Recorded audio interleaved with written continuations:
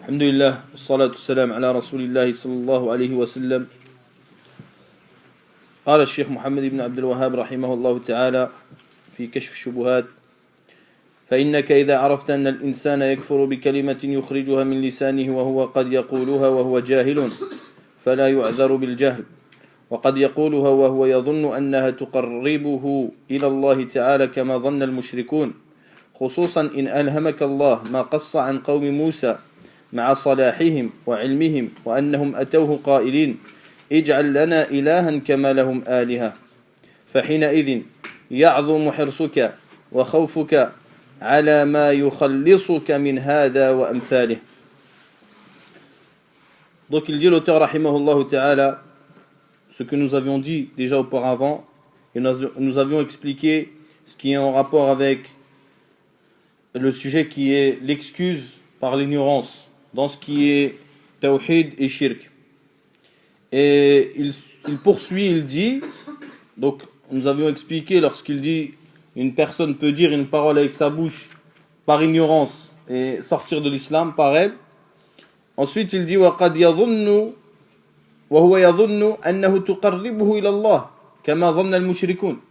Donc il pense qu'il se rapproche d'Allah des fois, comme l'ont cru les associateurs. Donc les associateurs, qu'est-ce qu'ils ont dit lorsqu'ils ont adoré les intermédiaires? Ils les ont adorés pensant qu'ils se rapprochaient d'Allah Azza wa Jal. لِيُقَرِّبُونَ إِلَى اللَّهِ زُلْفًا, pour qu'ils nous rapprochent d'Allah Azza wa Jal. Alors que cela ne leur rajouta que de l'éloignement d'Allah. Que de l'éloignement d'Allah Azza wa Jal. خصوصا إن ألهمك الله, surtout si Allah Azza wa Jal t'inspire l'histoire de Moussa avec leur piété et leur science. Donc ce qui est connu, c'est que Bani Israël, c'était des gens qui avaient de la science. Ce n'étaient pas des gens ignorants, ce n'étaient pas des gens qui étaient égarés, c'était des gens qui étaient des gens doués de science, contrairement aux chrétiens, qu'ils ont dit à Moussa: fais pour nous une divinité comme ils ont une divinité. Donc la qissa, en réalité, c'est la qissa de Moussa une fois que son peuple a cru en lui, puis ils ont fui de Pharaon, et qu'Allah Azza wa Jalla a ouvert pour lui la mer. Et ils ont traversé, et ensuite, ils sont passés devant un peuple. Ce peuple-là avait une divinité visuelle qu'ils voyaient. Ils avaient une divinité visuelle. Certains disent qu'elle ressemblait à un ijl, à une vache, ou un agneau. C'est donc pour cela que par la suite, lorsque Moussa partit les a laissés, eh ben, ils ont pris al-ijl comme divinité. Lorsqu'ils ont vu ça, qu'est-ce qu'ils ont fait? Ils ont dit à Moussa: fais pour nous une divinité comme eux, ils ont une divinité. Donc avec leur piété et leur science, ils ont ignoré ce qui fait partie de l'unicité d'Allah Azza wa Jal et ce qui fait partie de l'association majeure. Qu'est-ce qu'on peut rajouter à cela? On peut rajouter à cela avec la présence d'un prophète. Malgré qu'il y avait un prophète en leur sein, ils ont demandé l'association. Et ceci, le Cheikh rahimahullah ta'ala, lorsqu'il parle de ça, il faut se rappeler qu'il parle de la personne qui a connu la vérité de Tawhid et la vérité de Shirk. Qu'est-ce qu'il a, celui-là? Il a deux bénéfices, vous vous rappelez? Le premier bénéfice, c'est qu'il est content de la miséricorde d'Allah. Quant au deuxième bénéfice, c'est qu'il a une peur immense de tomber dans l'association. Donc qu'est-ce qu'il dit lorsqu'il parle de la qissa de Moussa? C'est pour expliquer que regarde ces gens-là, avec la science qu'ils avaient, avec l'adoration qu'ils avaient, c'est-à-dire c'était des gens qui adoraient Allah Azza wa Jal, avec la présence du prophète en leur sein, du messager, celui qui parle avec Allah, malgré tout ils ont ignoré une partie de tawhid et de shirk. Et cette histoire, c'est répété avec le prophète alayhi salatu wassalam. Lorsque le prophète sallallahu alayhi wa sallam sortit dans une bataille avec un groupe de personnes qui lui ont demandé, lorsqu'ils ont vu les épées d'un peuple accrochées à un arbre, et ils accrochaient leurs épées pour avoir la bénédiction dans leurs armes, alors ils ont demandé au prophète sallallahu alayhi wa sallam, mais c'était des gens qui étaient hadithul ahd bil islam, ils venaient de rentrer dans l'islam, fais-nous un arbre comme ils ont un arbre. Après le prophète sallallahu alayhi wa sallam il a dit Allahu Akbar, innaha la sunan. C'est la tradition. Vous allez les suivre. Vous avez dit comme Moussa, comme le peuple de Moussa a dit à Moussa, fais-nous une divinité comme tu as fait pour eux une divinité. Donc la finalité, c'est que le Cheikh rahimahullah, il a cité deux choses. La première, c'est que la personne, il peut mécroire sans le savoir. La deuxième chose, c'est que malgré la science de la personne, malgré sa piété, malgré la présence du prophète, eh bien cela n'a pas empêché qu'ils ont ignoré une partie de tawhid et qu'ils ont ignoré une partie de shirk. Et ce qui les a menés par la suite le fait d'adorer al-ijl. Donc il dit Ibn Kathir rahimahullah ta'ala, يخبر الله تعالى عما قاله جهل بني إسرائيل لموسى حين جاوزوا البحر وقد رأوا من آيات الله وعظيم سلطانه. Donc Allah Azza wa Jal vient de leur ouvrir la mer. ما رأوا فمروا على قوم يعكفون على أصنام لهم. Ils sont passés alors devant un peuple, comme nous avons dit, qui avaient des statues et ils ont demandé à Moussa la même chose. Donc ensuite, l'auteur rahimahullah ta'ala, il cite, il dit wa'alam anna Allah subhanahu min hikmatihi lam yab'ath nabiyyan bihada at-tawhid illa ja'ala lahu a'da kama qala Allah ta'ala وكذلك جعلنا لكل نبي عدوا شياطين الإنس والجن يوحي بعضهم إلى بعض زخرف القول غرورا وقد يكون لأعداء التوحيد علوم كثيرة وكتب وحجج كما قال الله تعالى فلما جاءتهم رسلهم بالبينات فرحوا بما عندهم من العلم.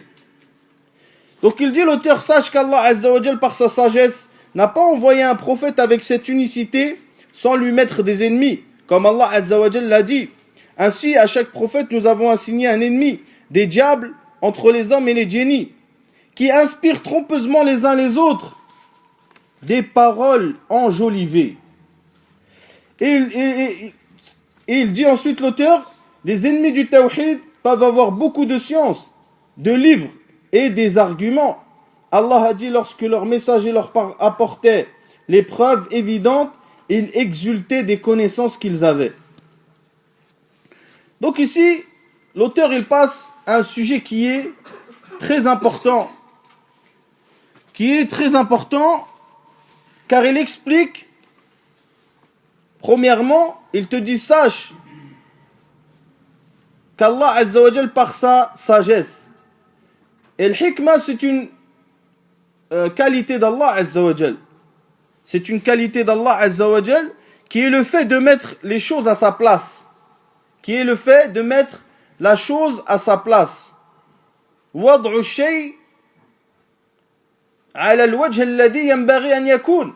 C'est-à-dire que la chose elle est à sa place. فمن حكمته البالغة, c'est-à-dire par sa sagesse complète, il n'a pas envoyé un messager ou un prophète sans qu'il ait des ennemis.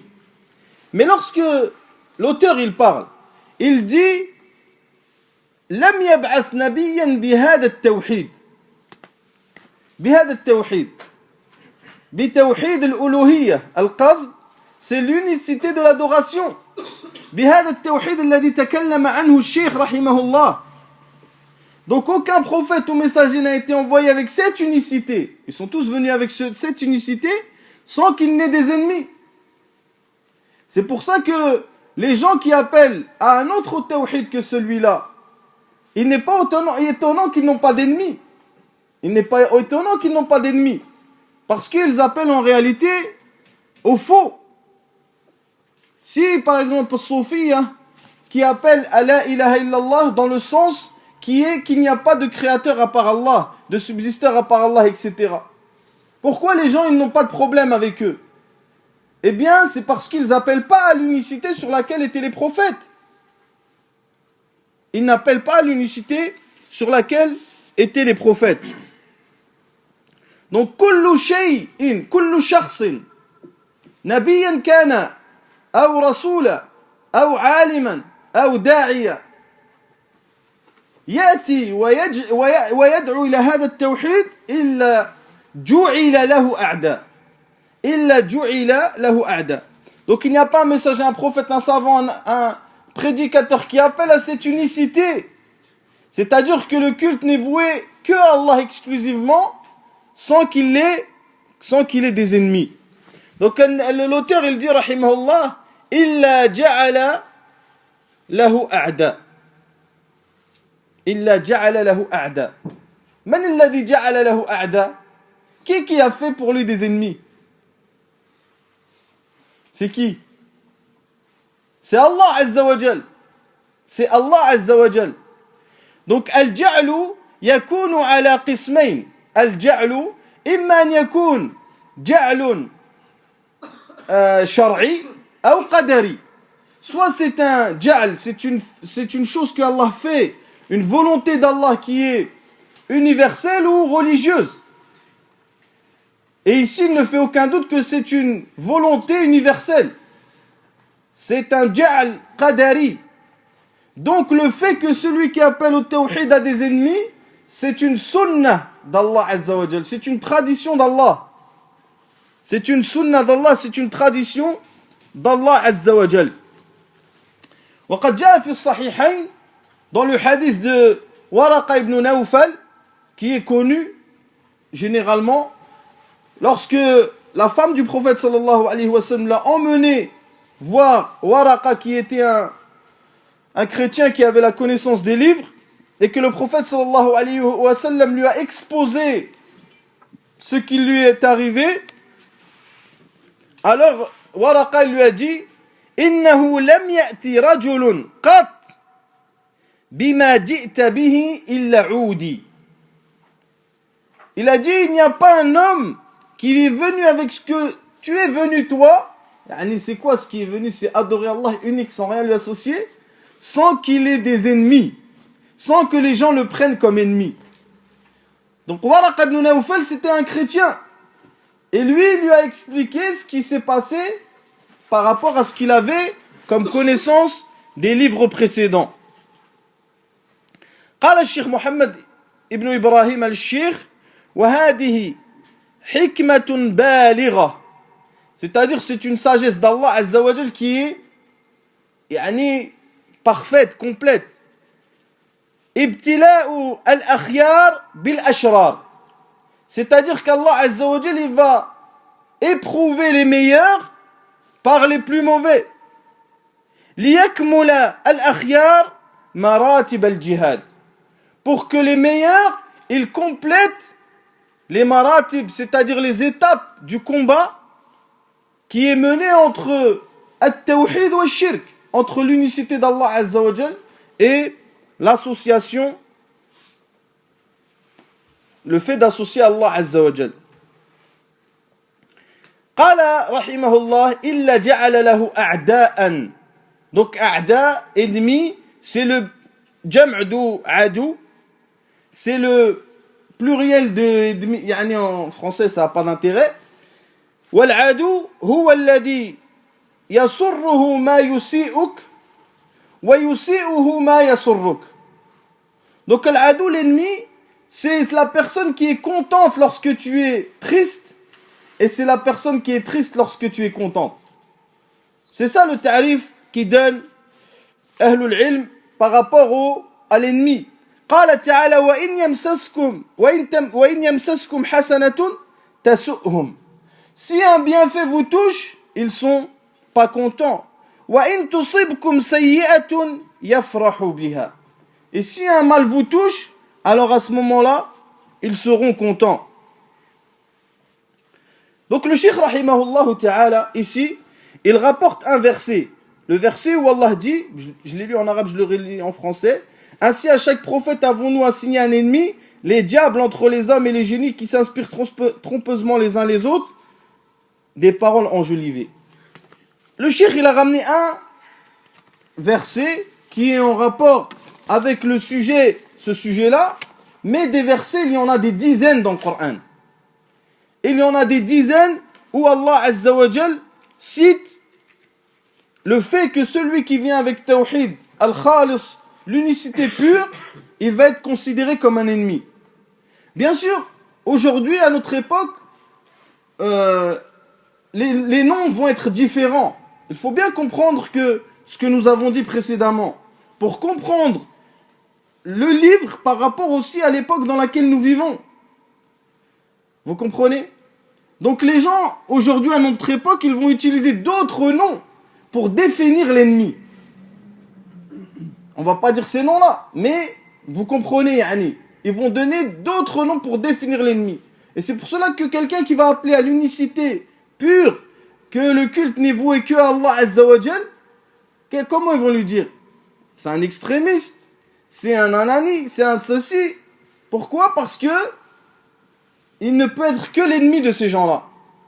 Et tu trouveras que même dans le rang de ceux qui se prétendent musulmans, eh bien tu trouveras des gens qui auront le même discours. C'est-à-dire qu'ils vont regarder cela. Pourquoi? Parce que ils n'ont pas en vérité le vrai tawhid. Et combien de gens ont écrit des livres sur Cheikh Mohammed ibn Abdel Wahhab et qui l'ont nommé d'extrémiste, qui l'ont kaffar même, jusqu'à le rendre mécréant. Wal'iyadu billah. Cheikh al-Islam aussi. Donc c'est pour cela que il n'y a pas une personne qui va appeler à l'unicité claire et pure sans que il ait un ennemi, ce qui est une tradition d'Allah Azza wa Jal. قال شيخ الإسلام ابن تيمية رحمه الله تعالى ومن أعظم أسباب ظهور الإيمان والدين وبيان حقيقة أنباء المرسلين ظهور المعارضين لهم من أهل الإفك المبين. شوف يعني شيخ الإسلام تيمية dit et parmi les causes, les plus grandes causes que la foi et la religion et la vérité avec laquelle est venus les prophètes apparaissent au grand jour, c'est l'apparition de ceux qui sont contre cet appel. Pourquoi à chaque fois qu'il y a l'apparition de l'unicité pure, eh bien l'ennemi il s'élève. Et vous verrez dans les époques de l'islam, dans l'histoire de l'islam, quand l'unicité pure revit, eh bien tu vois les ennemis, ils sont encore plus acharnés. Et lorsque l'unicité pure ne disparaît jamais, elle ne disparaît jamais, car le prophète sallallahu alayhi wa sallam nous a informé qu'une partie de la Ummah sera toujours sur la vérité jusqu'au jour dernier, mais qu'il est moins visible, eh bien tu vois que l'acharnement de l'ennemi est moins visible et moins présent. قال الله تعالى وكذلك جعلنا لكل نبي عدو. Il a cité le verset وذلك أن الحق إذا جحد وعورض بالشبهات أقام الله تعالى له ممن يحق به الحق ويبطل الباطل من الآيات والبينات بما يظهره من أدلة الحق وبراهينه الواضحة وإفساد ما عرضه من الحجج الضاحدة. Donc il dit, Cheikh l'Islam Taymiyyah, il fait, quand il y a l'apparition, il dit que ceux qui vont rejeter le haqq par les ambiguïtés qu'ils ont, Allah Azza wa Jal va mettre qui vont rendre le vrai au vrai et éteindre le faux par le faux avec les versets clairs et les preuves claires, ce qui va rejeter ce qui a été apporté comme faux. قال الله تعالى بل نقذف بالحق على الباطل فيدمغه فإذا هو زاهق فإذا هو زاهق بل نقذف بالحق. Donc il dit Allah Azza wa Jal, et nous allons jeter le vrai sur le faux. فيدمغه. يدمغه, Ahlul Tafsir, ils disent que c'est comme l'épée qui frappe un crâne. C'est pour ça que ça vient de Dima. Il dit c'est pour ça qu'Allah il a utilisé ce mot-là. Il dit c'est comme une épée qui frappe un crâne. Eh bien elle va rentrer dans le cerveau. Eh bien il dit c'est comme ça le haqq avec le batil. فيدمغه فإذا هو زاهق, يعني il se sauve. قال ابن كثير نبين الحق فيدحض الباطل. Donc le fait que le vrai soit éclairé, eh bien le faux va s'éteindre. وقال الشيخ السعدي رحمه الله يخبر الله تعالى أنه تكفل بإحقاق الحق وإبطال الباطل. Donc il dit, l'imam Sa'di, Allah nous informe que il va s'occuper d'affirmer le vrai et d'éteindre le faux. Donc nous avons dit que les versets sur cela étaient multiples. Les versets qui prouvent que celui qui vient avec l'unicité pure et la religion claire, eh bien automatiquement il aura des ennemis. Allah a dit, entre autres, le cheikh a cité un verset, mais il y a des dizaines de versets. وَكَذَلِكَ جَعَلْنَا لِكُلِّ نَبِيٍّ عَدُوًّا مِنَ الْمُجْرِمِينَ. Donc ça c'est un autre verset où Allah dit, et c'est aussi que nous avons fait à chaque prophète des ennemis parmi les criminels. Et il a dit, وَلَقَدْ كُذِّبَتْ رُسُلٌ مِّن قَبْلِكَ فَصَبَرُوا عَلَى مَا كُذِّبُوا وَأُوذُوا. Donc il dit, il y a des prophètes qui ont été démentis avant toi, et ils ont patienté sur ce sur quoi ils ont été démentis, et ils ont reçu du mal. Donc al-a'da, mes très chers frères, ils sont de deux catégories, les ennemis. Ils sont de deux catégories. La première catégorie, c'est jahilun, c'est des ignorants. Ils n'ont pas de science, ils n'ont aucune connaissance. Walakinnahum muqallidun. Cependant, ils suivent. C'est des suiveurs. Donc, ils connaissent pas, mais ils suivent. Et c'est comme cela qu'ils suivent qui? Ils suivent leur ashyar, leur shuyur, ou leur asyad, les gens qui sont importants dans leur clan ou dans leur tribu. Et c'est comme le verset où Allah dit inna wajadana aba'ana ala millah wa inna ala atharihim muhtadun. Donc nous avons trouvé nos parents sur une chose et nous sommes, ou dans un autre verset il dit muqtadun, et nous suivons sur ce quoi ils sont. Donc eux c'est ahlul jahli wal ittiba'. C'est des gens ignorants mais ils suivent. At-ta'ifatu thaniya, les deuxièmes ennemis, man lahum ilm, ceux qui ont de la connaissance, mais de la connaissance tordue. Wa shubuhat, ils ont des ambiguïtés, ils ont beaucoup d'ambiguïtés. Wa yadfa'un al-haqq bihadihi shubuhat. Donc ils repoussent le vrai en envoyant des ambiguïtés. Et c'est pour ça que l'auteur il dit rahimahullah فلما جاءتهم رسلهم بالبينات يعني جاءتهم الرسل بالبينات من الله. Donc les prophètes, lorsqu'ils sont venus avec la clarification claire de ce qui est demandé religieusement à ces gens-là, ils viennent avec cela d'Allah Azza wa Jal. فَرِحُوا بِمَا عِنْدَهُمْ مِنَ الْعِلْمِ. Donc ils étaient contents de ce qu'ils ont comme science, une science qui est erronée en réalité. Car la vraie science est arrivée, et eux ils étaient contents de ce qu'ils avaient comme connaissance erronée. Certains savants ou certains qui ont expliqué Kash Shubuhat, ils disent mathalan que c'était des rêves ou bien des khurafat, des choses qui ont pris siècle par siècle. Donc il dit Mujahid, rahimahullah ta'ala, ليس عند المشركين إلا شبهات وجهالات. ليس عند المشركين إلا شبهات وجهالات. Les associateurs, ils n'ont que des ambiguïtés et des ignorances. Donc c'est pour cela que, regardez, Mujahid, il fait partie de Salaf. Donc il a pris Tafsir d'Ibn Abbas. Lui, il dit que les associateurs, ils n'ont que des ambiguïtés et de l'ignorance.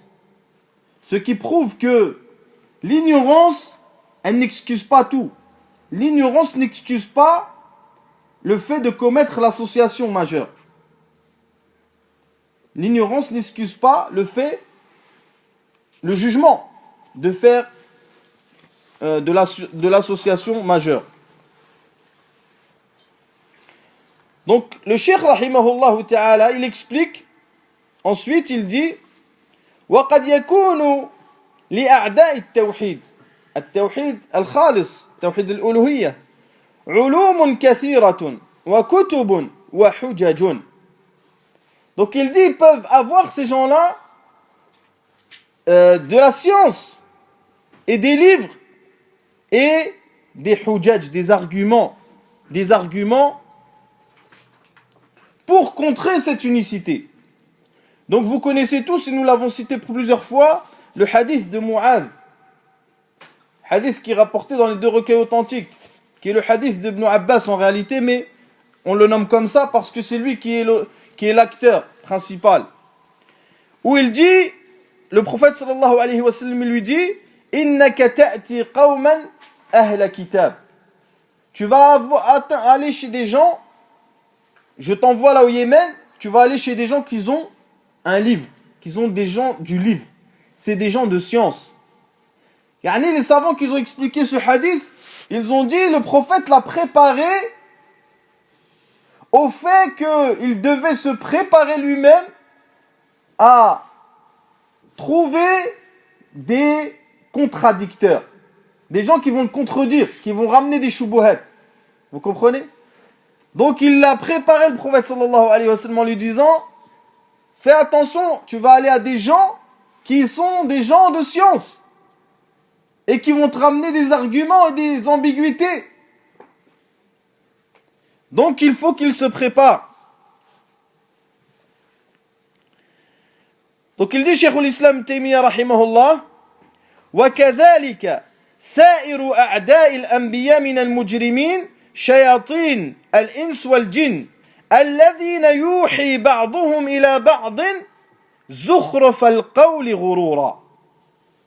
Donc, غالبًا, ceux qui sont ennemis de l'unicité, ennemis de la vérité avec laquelle est venus les prophètes, eh bien, ils ont des paroles enjolivées. Ils ont des paroles enjolivées. Et le cheikh plus tard, il va nous expliquer exactement, on reviendra dessus, mais ils ont des paroles qui sont belles à entendre. Mais qui ne sont en réalité que du batil, ce n'est que du faux. Mais lorsque tu les entends, elles sont belles à entendre. Donc il dit donc, Cheikh l'Islam, et tous les prophètes ont des ennemis parmi les diables, que ce soit des hommes ou des génies, alladhina qui s'inspirent les uns les autres, la belle parole, la parole enjolivée.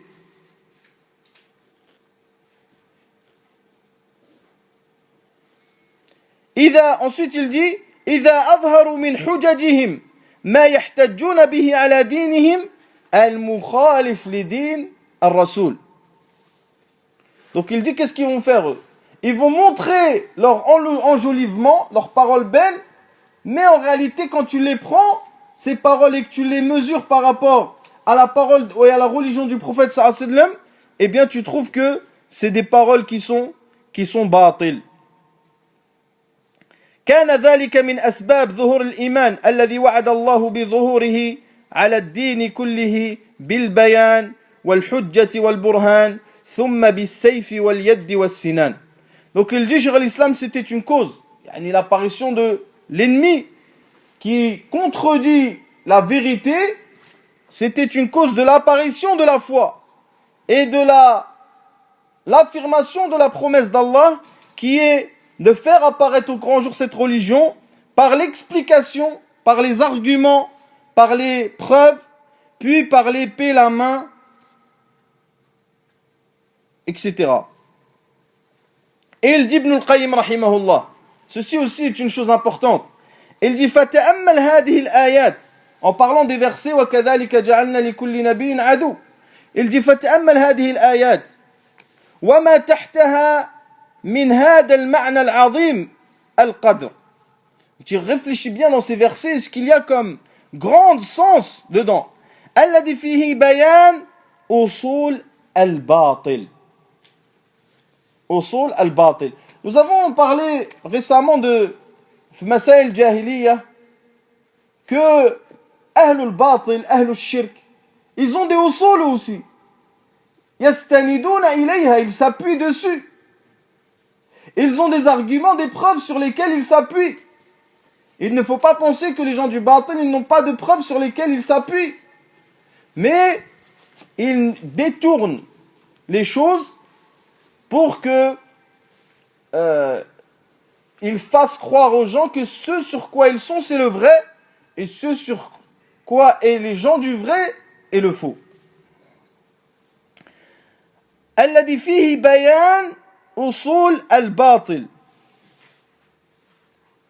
وتنبه على مواقع الحذر منها وعدم الاغترار بها وإذا تأملت مقالات أهل الباطل رأيتهم قد كسوها من العبارات وزخرفوها لك من الألفاظ الرائقة ما يسرع إلى قبوله.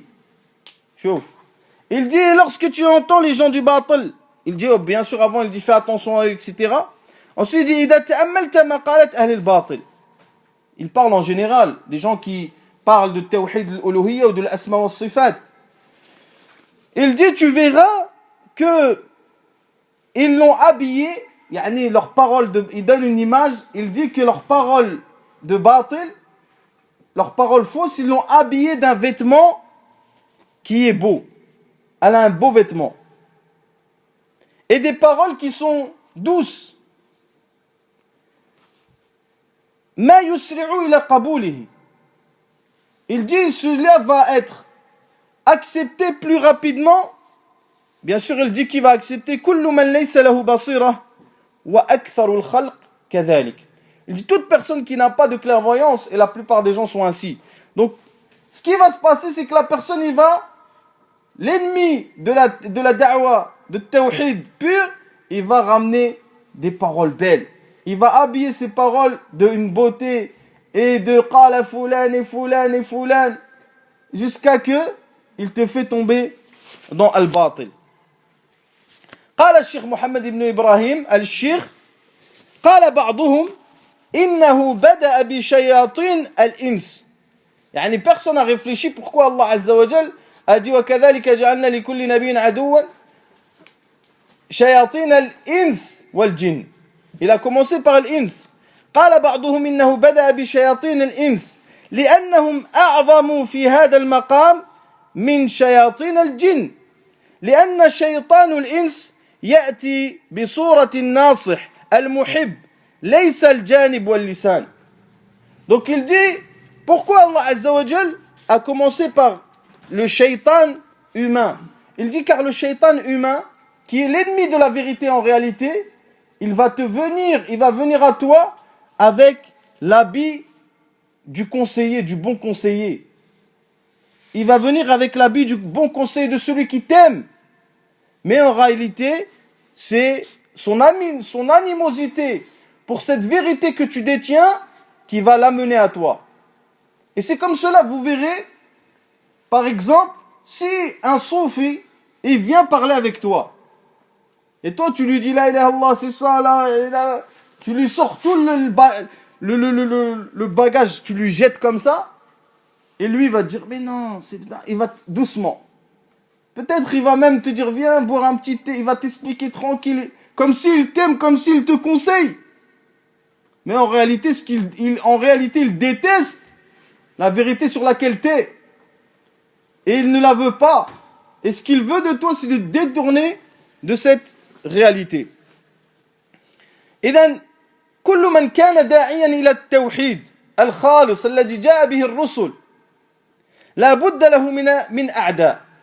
Donc toute personne qui va, le khulasa de la parole du shir, c'est que toute personne qui va appeler à l'unicité d'Allah Azza wa Jal pure, celle avec laquelle est venu les prophètes, eh bien, il aura des ennemis. Il aura des ennemis. Ensuite, il dit, rahimahullah, إذا عرفت ذلك عرفت أن الطريق إلى الله لا بد له من أعداء قاعدين عليه. Donc il dit, si tu sais ça, ce qu'on t'a dit, que toute personne qui va appeler à l'unicité d'Allah, eh bien, il aura des ennemis, sache que le chemin qui t'emmène à Allah, quel est le chemin qui t'emmène à Allah? C'est le chemin de Tawhid, le chemin de Tawhid al-Khalis.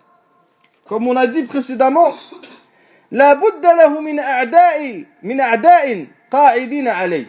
Tu trouveras des gens, des ennemis qui seront assis sur cette route. C'est obligé.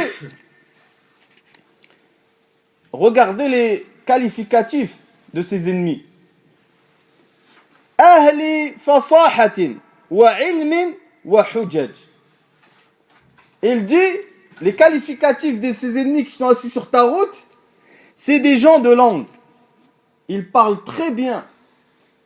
C'est des gens de science. Et c'est des gens d'argument. فالواجب عليك أن تعلم من دين الله ما يصير لك سلاحا تقاتل به هؤلاء الشياطين الذين قال إمامهم ومقدمهم لربك عز وجل لأقعدن لهم صراطك المستقيم ثم لآتينهم من بين أيديهم ومن خلفهم وعن أيمانهم وعن شمائلهم ولا تجد أكثرهم شاكرين. Donc il dit, si tu sais l'obligation sur toi, on va expliquer Inch'Allah, c'est d'apprendre ta religion. Jusqu'à que cela devienne une arme, que tu vas combattre ces diables, dont a dit leur chef à ton Seigneur, je m'assirai sur leur route, sur toute leur route, puis je leur viendrai en face d'eux, puis derrière eux, à leur droite et à leur gauche, et tu trouveras très peu d'entre eux reconnaissants. Et vous remarquez qu'Allah Azza wa Jal n'a pas cité Al-Fawq. Comme certains mufassir ont dit, Allah n'a pas cité le dessus. Il vient pas par-dessus. Car il ne peut pas, la yumkinuhu an yahula baynahu, bayna al-abd wa bayna rabbih. Il ne peut pas s'interposer entre le Seigneur et sa créature. Et la créature et le Seigneur. C'est pour ça qu'Allah, il l'a mis tout autour. Il a cité tout autour, mais au-dessus, il ne peut pas. Donc, at-tariq, c'est tariq at-tawhid. La route que cite l'auteur ici, c'est le chemin qui te mène à l'unicité d'Allah Azza wa Jal. Wal-qa'idin, al-qa'id. Et nous avions dit précédemment, lorsque nous avons parlé de al-qa'ida, la base ou la règle, c'est que al-qa'ida, c'est la même chose que l'asl, c'est pareil que l'asl, sauf que tu rajoutes al-qa'ida à l'istiqrar. C'est-à-dire que la chose, elle est posée, elle ne bouge pas. Ou al-luzum, c'est-à-dire qu'elle est liée fortement. Donc c'est pour ça que l'auteur, lorsqu'il dit qa'idin, yadullu ala anna al-adawata mustamirra. C'est que l'animosité, qu'il soit ennemi, elle va rester. Et que yasudduna an sabilillah, c'est-à-dire qu'ils veulent couper le chemin qui mène à Allah Azza wa Jal. Awsafuhum thalatha. ils ont 3 qualificatifs. Al-wasf al-awwal, ahlu fasahatin. Donc c'est des gens de balagha, de bayan.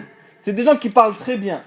Yani, sans rechercher à parler de la langue. Ça peut être n'importe quelle langue, mais en l'occurrence ici, c'est la langue arabe. C'est des gens de langue qui parlent très bien. Donc ici, ça nous montre que al-fasaha laysat mi'yaran wala mizanan li ma'rifati al-haqq. Donc le fait que la personne elle parle très bien ou qu'elle a de l'ensorcellement dans sa parole ne change pas au fait que ce n'est pas le fait qu'il parle bien qu'il est sur la vérité. On entend ici ou là, dans l'époque dans laquelle nous vivons, ah, mashallah, il est éloquent. Sahih ou non? Ils disent, oh là là, comment il parle bien, il est trop éloquent. Est-ce que le fait qu'il soit éloquent, c'est une preuve qu'il est sur la vérité?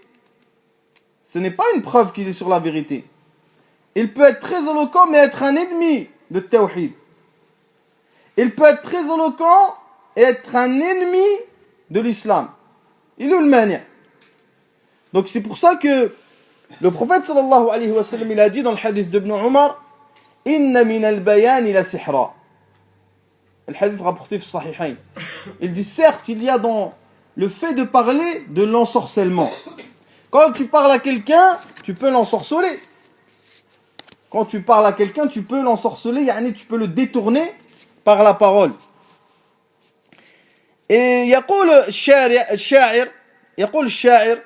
il dit في زخرف القول تحسين لباطله.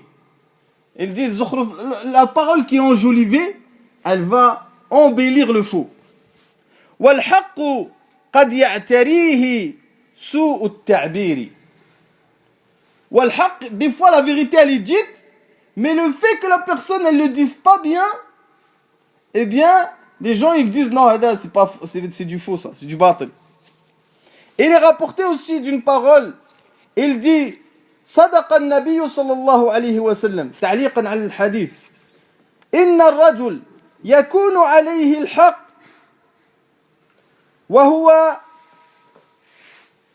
وهو يلحن بالحجة من صاحب حق يسحر القوم ببيانه فيذهب الحق. Il dit, il peut y avoir une personne de vérité, mais qui, dans ses paroles, il n'arrive pas à ramener la vérité. Et qu'une personne du faux, il a une facilité à apporter, à expliquer son faux.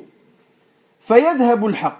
Donc le vrai, il s'en va. Yani le vrai, à cause du fait que les gens de l'fasaha, ils éteignent la vérité qui est dite par des gens qui n'ont pas cette fasaha. Le deuxième wasf, il dit wa ilmin. Yani wa ahli ilmin. Des gens de science. Ay al-ilm huwa ma'rifatu ad-din wa usulihi. Donc on a dit déjà qu'est-ce que c'est al-ilm. Lakin al-alim, le savant, il peut être un mushrik billah azza wa jal ou non? Est-ce qu'un savant peut être un mushrik? Bien sûr. Est-ce qu'un savant peut être un mubtadi'? Bien sûr. Le fait que c'est un savant qui a afna hayatahu fi talab al-ilm wal-ilm la yadullu ala annahu ala al-haq. Cela n'est pas une preuve qu'il est sur la vérité. Et combien de personnes de ahlul kalam, les gens de la parole, là, le blabla de la philosophie, dans l'asma wa sifat, combien d'entre eux, lorsqu'ils sont morts, ils ont dit « J'aurais aimé mourir comme une vieille femme parmi les musulmans. » Toute sa vie, il l'a passé dans la science, mais ce qu'il voudrait avoir le plus à sa mort, c'est d'avoir la croyance d'une vieille femme parmi les musulmans qui croient en Allah comme elle lit le Coran. Alors qu'il a passé toute sa vie dans l'ilm. Donc le fait qu'il ait le qualificatif ilm, alim, allama, je sais pas quoi, eh bien cela ne prouve pas qu'il est sur la vérité. Et justement, il y a des savants du batil il y a des ulama de l'batil. Il y a des savants justement qui sont des savants du faux et qui yuqarrirun al-batil. Ils appellent au faux. Et c'est pour ça que le Cheikh rahimahullah ta'ala, regardez ces gens-là, ahlul fasaha, wa ahlul ilm, wa ahlul hujaj, comment il les a appelés le Cheikh? À votre avis, il les a appelés comment? Il a dit ha'ula'i shayatin. Il les a appelés des diables. Donc toute personne qui a une science, cela n'est pas obligatoire qu'il est sur la vérité. Donc si le fasaha, le fait qu'il ait une belle parole et qu'il parle très bien, qu'il est éloquent dans sa parole, n'est pas une balance pour connaître la vérité, eh bien le fait qu'il ait la science ne l'est pas non plus. Le fait qu'il ait la science ne l'est pas non plus. Et c'est pour cela que je voulais revenir sur une chose que j'ai oublié de dire dans le cours précédent, c'est que quand nous avons dit que Cheikh l'Islam Ibn Taymiyyah rahimahullah ta'ala, il n'excuse pas dans al-shirk al-akbar par l'ignorance, nous avons dit cela. Et nous avons dit que Cheikh l'Islam, il avait des paroles ambiguës. Il avait des paroles ambiguës sur ce sujet-là. Il avait des paroles ambiguës que ont utilisé certains pour dire que Cheikh l'Islam, en réalité, il excusait dans l'ignorance, dans Masail Shirk al-Akbar. Qui a utilisé ces paroles de Cheikh l'Islam? Qui les a utilisées à l'époque de Cheikh Mohammed ibn Abdul Wahhab? Comment il les appelle Cheikh? Il les appelle ulama al-mushrikin, les savants de l'association, qui sont comme Daoud ibn Jirzis, al-Mubtil, ou al-Iraqi, qu'ils ont dit, regarde, Cheikh l'Islam, il dit qu'il faut l'ignorant, non, même l'ignorant, s'il fait de l'association majeure, il n'est pas un associateur. Jusqu'à que tu lui amènes la preuve, que tu lui enlèves l'ambiguïté, etc. Et que même ils ont dit que Cheikh l'Islam, la yukaffiru bil ayn, c'est-à-dire qu'il n'applique pas la mécréance sur une personne. Il rend mécréant l'action. Donc ça, c'est une chose que tu peux avoir de la science, mais ce n'est pas obligatoire que tu aies sur la vérité. Wa ahlu hujaj, c'est-à-dire qu'ils ont des preuves et des arguments. Lahum hujaj min ajli an yujadilu biha. Pourquoi ils ont des hujaj? C'est pour polémiquer avec. Wa min ajli an yulabbisu ala ba'd an-nas. C'est aussi pour mettre l'ambiguïté sur certaines personnes et les attirer à leur égarement. Et il n'y a même pas... Hier, je regardais un petit livre où il parle de Cheikh Mohammed ibn Abdul Wahhab, où il dit exactement ce qu'ont dit les associateurs de Quraysh. Et il dit, c'est quelqu'un qui est contemporain, et il dit, ce qu'il a apporté Cheikh Mohammed ibn Abdul Wahhab, c'est du faux, c'est du batil. Et il a dit exactement ce qu'a dit Quraysh. Il a dit, nous adorons pas ces statues, mais nous implorons qu'ils intercèdent pour nous auprès d'Allah. Et il a appelé ça tabarruk. Pour vous dire que il change les noms, mais la vérité de la chose, elle est toujours là et elle ne change pas. Donc, al-mizan li ma'rifati al-haqq min al-batil, laysat al-fasaha, wala al-ilm, wala al-hujja. بل إنما هي عرض هذه الحجج وهذا العلم وهذه الفصاحة على الكتاب والسنة. Donc c'est de prendre ces arguments, cette science qui est dite, ces paroles, et de les peser dans la balance du livre d'Allah, la parole d'Allah, et la parole du prophète sallallahu alayhi wa sallam. فما وافق قبل وما خالف رد. Ce qui est en concordance est accepté. Ce qui ne l'est pas est rejeté. قال الشيخ رحمه الله فالواجب عليك أن تعلم من دين الله ما يصير لك سلاحا تقاتل به هؤلاء الشياطين.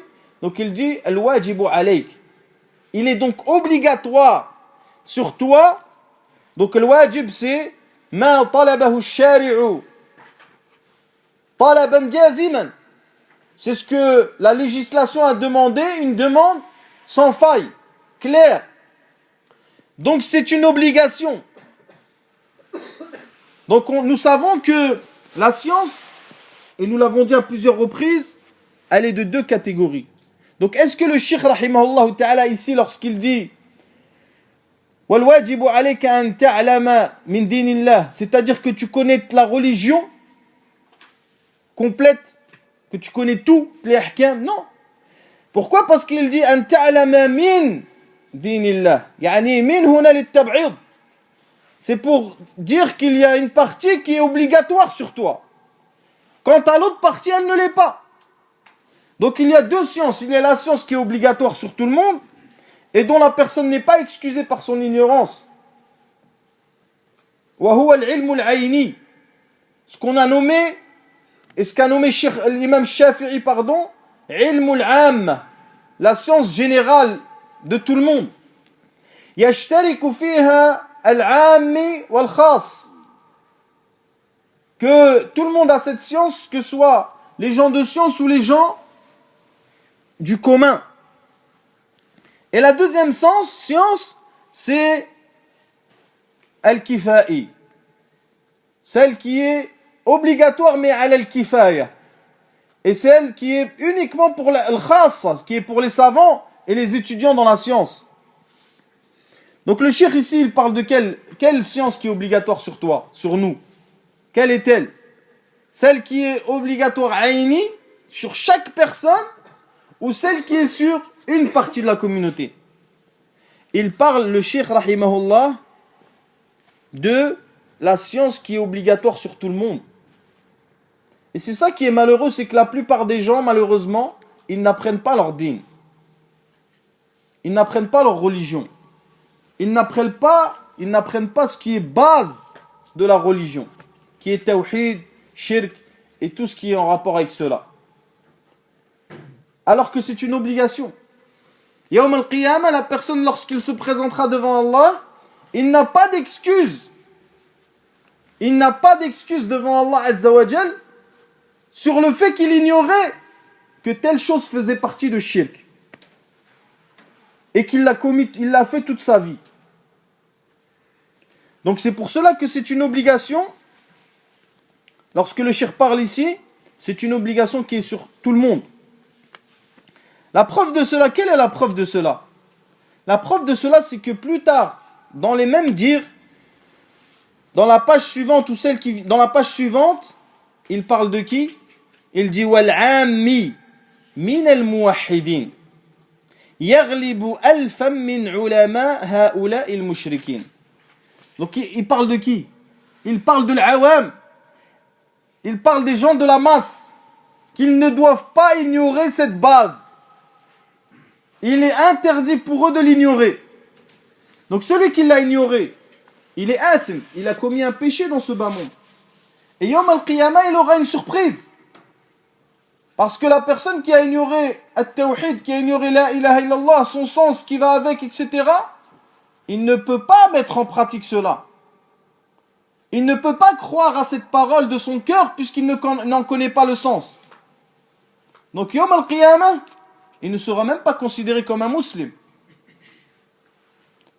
Donc c'est pour ça, mes frères, que il faut revoir la façon dont nous réfléchissons à notre futur, qui est le vrai futur, qui est après la mort. قال ابن القيم رحمه الله تعالى القاعد على الشيء الملازم له. Pour revenir sur Al-Qa'idin, il dit Al-Mulazim lahu, c'est celui qui est attaché à cette route et qu'il t'appelle au faux, il veut te détourner du vrai. Donc il dit, le verset où Allah dit, je m'assoirai pour eux sur ton droit chemin, puis je les assaillirai de devant, de derrière, de leur droite et de leur gauche, et pour la plupart, tu ne les trouveras pas reconnaissants. Et la plupart d'entre eux, ils vont pas être sur le chemin de la droiture. Il dit à l'imam Tabari rahimahullah ta'ala, والمقصود بالآية أي عندما يأتي الشيطان من بين أيديهم ومن خلفهم وعن أيمانهم وعن شمائلهم يتربص بعباد الله من جميع الطرق فيقف على طريق الخير يصدهم عنها ويقف على طريق الشر ويقف على طريق الشر يدعوهم إليها. Donc il dit, quel est l'objectif lorsque le diable se pose dans la route droite, devant et qui vient devant, derrière, à gauche, à droite? Il dit, yatarabbasu bi'ibadillah. Il va faire une embuscade aux serviteurs d'Allah Azza wa Jal. Il se pose sur le chemin du bien pour les détourner, liyasuddahum, pour les détourner de ce chemin droit, wa yaqifu ala tariq ash-shar, et il s'assoit sur le chemin du faux et il les appelle à ce chemin. Il les appelle à ce chemin. Donc c'est pour cela que nous avions dit précédemment qu'en réalité, la personne qui est tombée dans l'association majeure, qui a adoré autre qu'Allah Azza wa Jal, en réalité, il n'a obéi que à Shaitan. En réalité, il n'a obéi que à Shaitan. Et Allah Azza wa Jal, c'est pour ça qu'Allah Azza wa Jal, il dit La ta'budu shaytan innahu lakum aduwwun mubin. N'adorez pas le diable. Comment tu vas adorer le diable? Les gens, ils veulent se rapprocher d'Allah. Ils adorent le diable en lui obéissant. Dans le fait que il va leur ordonner le shirk et ils vont lui obéir en faisant le shirk. En réalité, ils ont obéi à qui? À Shaitan. Et ils ont désobéi à Allah subhanahu wa ta'ala. Inch'Allah ta'ala, on continuera la suite. Qui est dans le même, il parle de la même chose. Il parle en fait que le croyant, il doit s'armer. Il doit s'armer de science pour pouvoir répondre à toutes ces ambiguïtés qui seront jetées à la croyance du croyant. Wallahu a'lam. Subhanakallahumma wa bihamdika, ashhadu an la ilaha illa ant, astaghfiruka wa atubu ilayk.